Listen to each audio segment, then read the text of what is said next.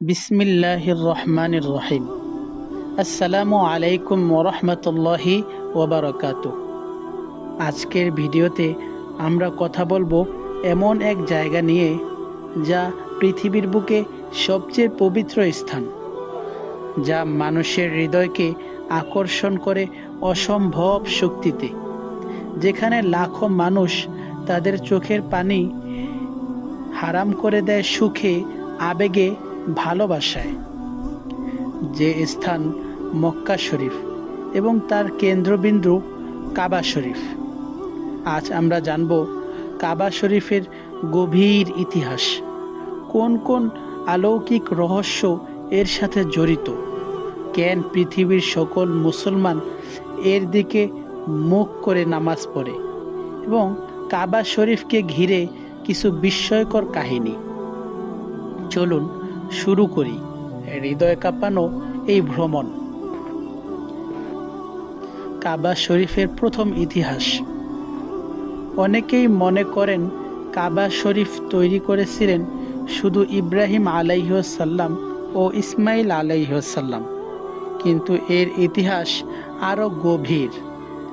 আলেমগণদের মতে কাবা শরীফ প্রথম নির্মাণ করেছিলেন আদম আলাইহিসসালাম। তার মৃত্যু এবং তুফানের পর এটি ধ্বংস হয়ে যায়। পরে আল্লাহর নির্দেশে ইব্রাহিম আলাইহিসসালাম ও তার পুত্র ইসমাইল আলাইহিসসালাম নতুন করে কাবার ভিত্তি গড়ে তোলেন।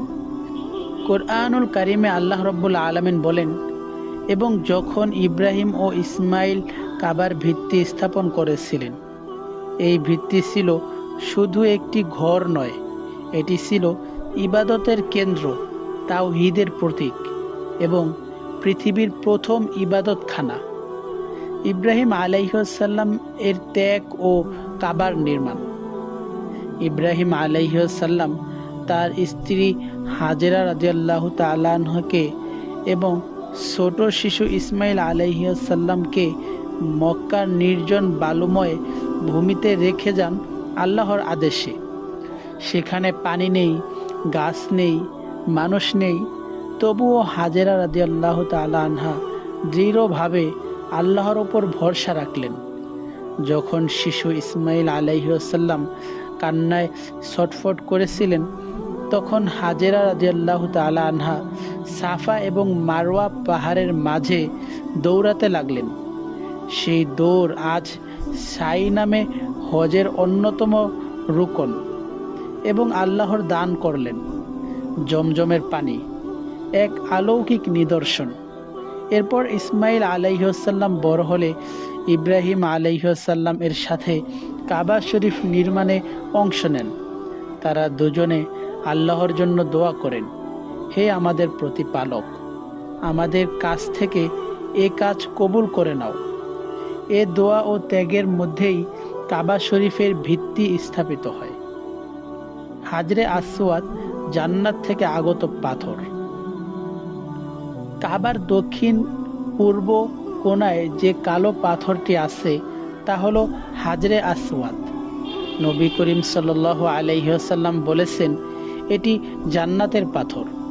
প্রথমে এটি ছিল বরফের মতো সাদা। মানুষের গুনাহের ছোঁয়ায় এটি এখন কালো হয়ে গেছে। প্রতিবার হাজিরা এই পাথর স্পর্শ বা ইশারা করলে তাদের বুক কেঁপে ওঠে, কারণ এটি জান্নাতেরই অংশ। কাবার রহস্য। কাবা শরীফের সাথে কিছু বিস্ময়কর রহস্য জড়িত আছে, যা বিজ্ঞানও পুরোপুরি ব্যাখ্যা করতে পারে না। পৃথিবীর কেন্দ্রবিন্দু। বিশ্বের বিভিন্ন গবেষণা অনুসারে মক্কার অবস্থান পৃথিবীর ভূগোলগত কেন্দ্রের নিকটতম। অনেক গবেষক এটি ওয়ার্ল্ড জিরো পয়েন্ট বলেন। কাবার চারপাশে চৌম্বকীয় শক্তি। বলা হয় কাবার উপরে কোনো পাখি উড়লে কিছু দূরে গিয়ে বৃত্তাকারে ঘুরে যায়। এটি আল্লাহর রহস্যময় নিদর্শন। কাবা শরীফের কোনো ছায়া নেই। বছরের নির্দিষ্ট 2 দিন সূর্য সরাসরি মাথার উপরে থাকে। সেই সময় কাবা শরীফের কোনো ছায়া পড়ে না। এটি পৃথিবীর অন্য কোথাও ঘটে না। কাবা শরীফের চারদিকে মানুষ ঘোরে কেন? মানুষ তাওয়াফ করে বা দিক ঘুরে। এটি মহাবিশ্বের সকল কোণার চলাচলের দিক। ইলেকট্রন এমনই ঘোরে, গ্রহ নক্ষত্র এমনই ঘোরে। এ যেন মহাবিশ্বের সাথে মুসলমানের ইবাদত যুক্ত হয়ে যায়। প্রতি বছর ৯ জিলহজে কাবা শরীফকে নতুন কিসওয়া পরানো হয়। এই পর্দা তৈরি হয় কালো সিল্ক দিয়ে।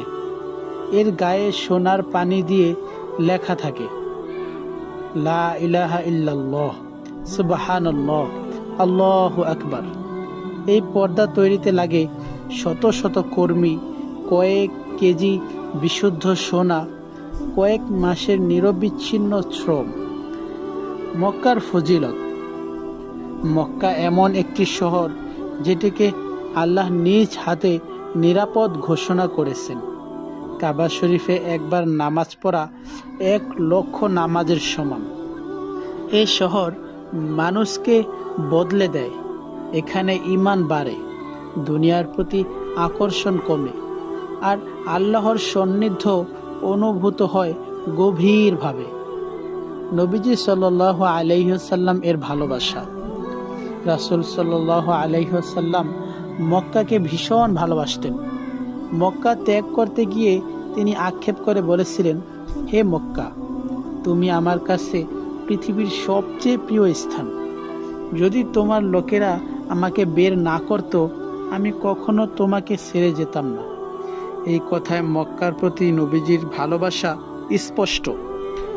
হজ, কাবা ঘিরে জীবনের সবচেয়ে বড় সফর। প্রতি বছর লাখো মানুষ এখানে আসেন। তাদের চেহারায় আনন্দের হাসি, চোখে অশ্রু, মনে শান্তি।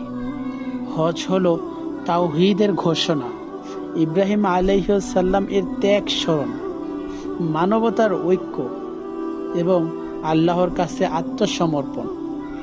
কাবার চারদিকে ঘুরতে ঘুরতে হাজিরা কাঁদে, হে আল্লাহ আমাকে, এবং নবী ও নবীর উম্মাহর মিলনস্থল। আল্লাহ আমাদের সবাইকে একদিন এই পবিত্র ঘরে হাজির হওয়ার সৌভাগ্য দান করুন। আমরা সবাই যেন তাওয়াফ করতে পারি, হাজরে আসওয়াদ স্পর্শ বা ইশারা করতে পারি এবং আল্লাহর কাছে চোখের পানি দিয়ে দোয়া করতে পারি। আল্লাহুম্মা আমিন। যদি ভিডিওটি ভালো লাগে নিশ্চয়ই লাইক, কমেন্ট এবং সাবস্ক্রাইব করবেন। পরবর্তী ভিডিওতে আবার দেখা হবে ইনশাআল্লাহ। আসসালামু আলাইকুম ওয়া রাহমাতুল্লাহি ওয়া বারাকাতুহু।